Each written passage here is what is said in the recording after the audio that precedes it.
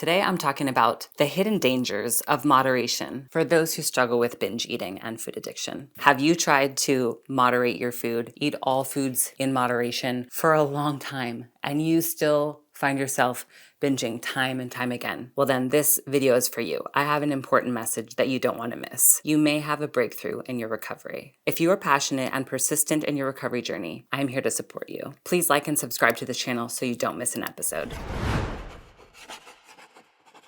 Hey everyone, today I'm tackling a concept that seems to come up a lot in the recovery world for binge eating, and that concept is moderation. For many, everything in moderation is a healthy guideline, but for some of us dealing with binge eating or food addiction, moderation can actually be more harmful than helpful. So today, let's dive into why moderation might not be the best approach for everyone, and why in some cases it can even keep us stuck in the cycle of binge eating. So why does moderation seem like a good idea? Everything in moderation is an idea that's rooted in the belief that balance is key to a healthy life. It's about allowing ourselves to enjoy things without going overboard, which sounds great in theory, right? The problem is moderation is often easier said than done for some of us, especially when we're dealing with powerful food cravings or addictive tendencies. For someone who has low susceptibility to food addiction, having a little bit of chocolate or a small bowl of chips, it might not trigger a cycle of cravings. But for those who struggle with binge eating or food addiction, that small treat can feel like opening up a floodgate. So while moderation works beautifully for some, it is not a one-size-fits-all solution or prescription. For me personally, I worked with therapists and registered dietitians for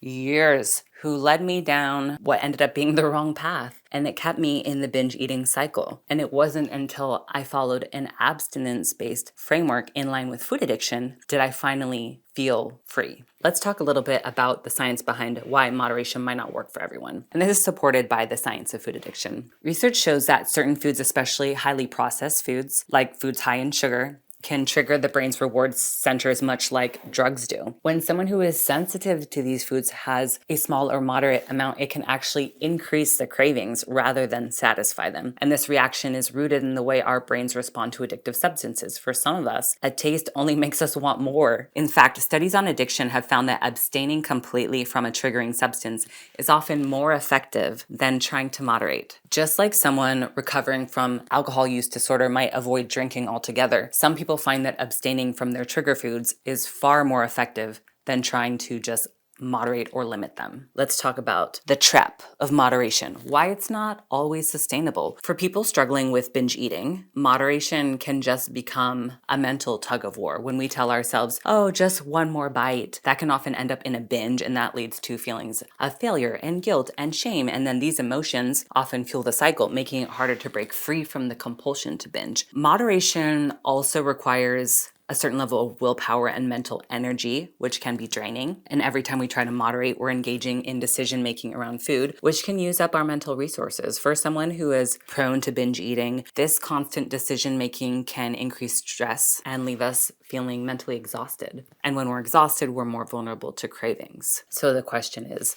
abstinence a better option? For some people, adopting an abstinence-based approach can be incredibly liberating. By setting clear boundaries, we remove the constant decision-making around food, making it easier to stick to our recovery goals. Instead of having to negotiate every time we're around a triggering food, we know it's just not an option. This clarity can be empowering and help us build self-trust. I know that abstinence can sound extreme to some people, especially in a culture that celebrates balance and moderation. But for some of us, abstinence isn't about deprivation, it's about freedom from the compulsive cycle. And when we choose to abstain from certain foods, we're choosing to prioritize our well-being over the short-term pleasure of that certain trigger food. And so this is not about restriction, it's really about finding peace with our choices. And also by removing sugar and ultra-processed foods from our diet, our brains are able to fire on all cylinders, allowing us to be more resilient when cravings do arise, and just being better able to make decisions and thrive in our lives in general. If you're liking this video and you're down for recovery, I invite you to sign up for my newsletter, beyondbingeeating.com/newsletter. The link is in the description below because we're all about recovery. How do I know if moderation isn't working for me?